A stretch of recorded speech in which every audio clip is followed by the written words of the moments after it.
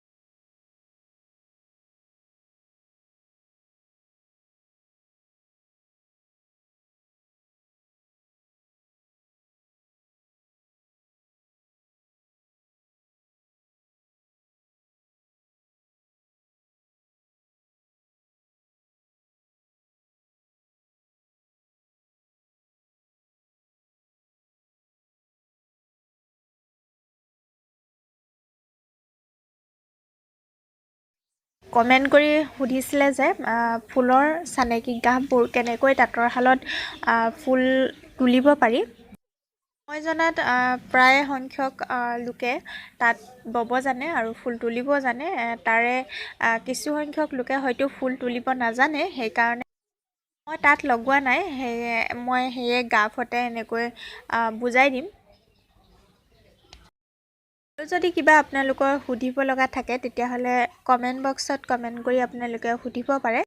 বাৰু মই আপোনালোকৰ উত্তৰ দি যাবলৈ চেষ্টা কৰিম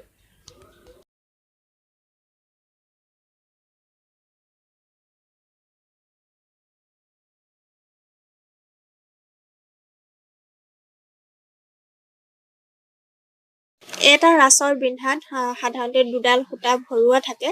আৰু সেই দুডাল সূতাৰ এটা ঘৰ বুলি ধৰা হয় এই গ্ৰাফৰ যোনটো এইটো ফুট দিছো মই সেইটো এটা ঘৰ বুলি ধৰা হয় আৰু সেই এযোৰ সূতাৰ একণি দুকণি এনেকৈ হিচাপ কৰা হয় ইয়াতে একনি দুকনি এই দুকনি উঠাব লাগিব আৰু একনি পেলাব লাগিব যেহেতু এটা ঘৰ পেলাব লাগিব আৰু আকৌ একনি দুকনি ঘৰ পেলাব লাগিব আকৌ 1 2 3 4 5 5 কণি পেলাব লাগিব আৰু দুকনি উঠাব লাগিব তেনেকৈ ফুলটো গাফৰ ফুলটো আচলতে চানেকিখন তেনেকৈ তাঁতৰ শালত তুলিব পাৰি আজিৰ ভিডিঅ'টোত আপোনালোকক দেখাবলৈ আৰু ক'বলৈ ইমানেই আছিলে শেষলৈকে ভিডিঅ'টো চোৱাৰ বাবে আপোনালোকলৈ বহুত বহুত ধন্যবাদ থাকিল আকৌ এটা পুনৰ নতুন ভিডিঅ'তে মই পল্লৱী আপোনালোকক লগ পাম আজিলৈ বিদায় ললো ধন্যবাদ